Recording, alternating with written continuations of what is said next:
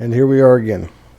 So in this episode, we're going to be talking about Biden's auto pen pardons, legal or not. We're also going to talk about the Signal story that's been out very recently. Not going too far back for the old part, being the pardons, but we are more recent with the Signal, so I figure it fits. But we'll go with it, right?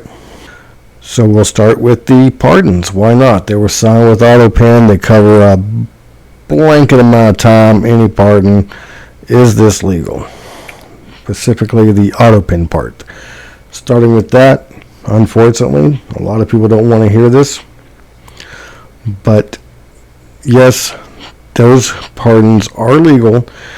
As far as the AutoPen part, no doubt about it, since it was established long ago, the president's verbal statement of the pardon is enough. That means it doesn't matter how the pardon was signed. Now, again, I know people don't want to hear that, but this isn't the end-all and be-all because, like I stated, what about the fact that they cover such broad amount of time? They cover any crime. Without a crime being specified, those could be legal challenges, but honestly, I don't think it's going to happen. I do think we need that discussion moving forward for future presidents, but I'm uncomfortable with this.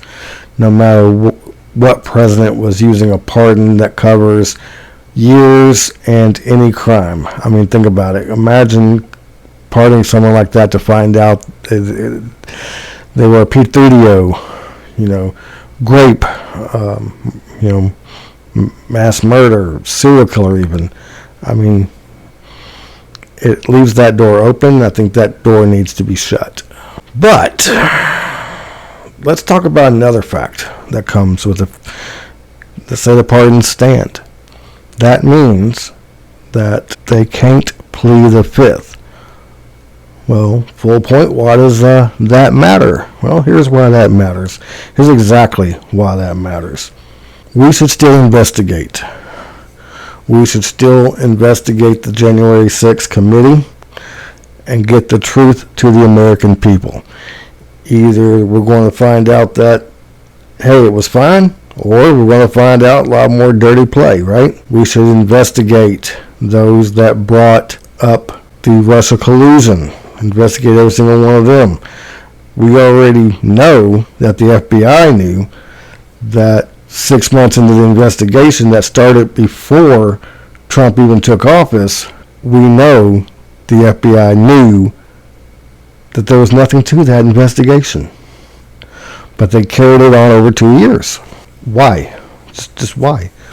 At least let's have that answer. I think that Fauci and his involvement with a lot of stuff that is out there should be investigated. They can't plead the fifth because they're pardoned. There is no self-incrimination. So let's investigate them. They can't plead the fifth. Let's use it. Get the truth to the American people. Either A, hey, everything's on the up and up and it's all just legit, or we're going to find out some truth and we will know how to respond to said truth with our vote. Those that maybe supported the January 6th committee who wasn't pardoned, those that sponsored Fauci who wasn't pardoned, I think these are things that this is information that can be used. Now, before we go into the Signal story and the bit of padding that I put on it, just to think about, before I go into all that, would you take a moment to subscribe to this channel if you want to keep up with future videos? Make sure your notifications on. Perhaps share it to your Facebook or those that need to hear some of this or want to hear some of it. Maybe some people that might find it interesting. If you know anyone like that, feel free to share this video. It would help a lot to like and share. Comment your thoughts even if it's, thoughts for a topic for next video. All this interaction helps me out, helps the channel out, and I sure do appreciate it. So, Signal scandal, right? I didn't even know there was an app called Signal until this story. But that happens. Let's get into it. So recently, J.D. Vance and upper staff and admin were in a Signal chat. Somehow, a top executive with a news outlet was in on that chat, seeing all the messages and everything. And immediately, the media and those on the left want to focus on that breach of security. And others going as far as saying top secret info was being discussed, including war plans. Now, after the fact, and of course they don't dial it back, they don't redact anything or update the story, but we do find out that there was no top secret information being discussed, no war plans were being discussed, but they're not going to tell you, hey, we jumped the gun. They're not going to do that, right? However, what they're not telling you, let's look at what else they're not telling you. And this is the same left that protected Biden all the time. They refuse to tell you the truth or the whole story. What did they tell you about the soldiers that were left behind and captured during the pullout of Afghanistan? Did they tell you how he was advised against doing the pullout? Or how he put the politics reason above what he was being advised? No, they didn't. But now they want to act as if the Signal incident is much bigger than anything that happened during Biden's presidency. Really? I mean, they did find cocaine in the White House.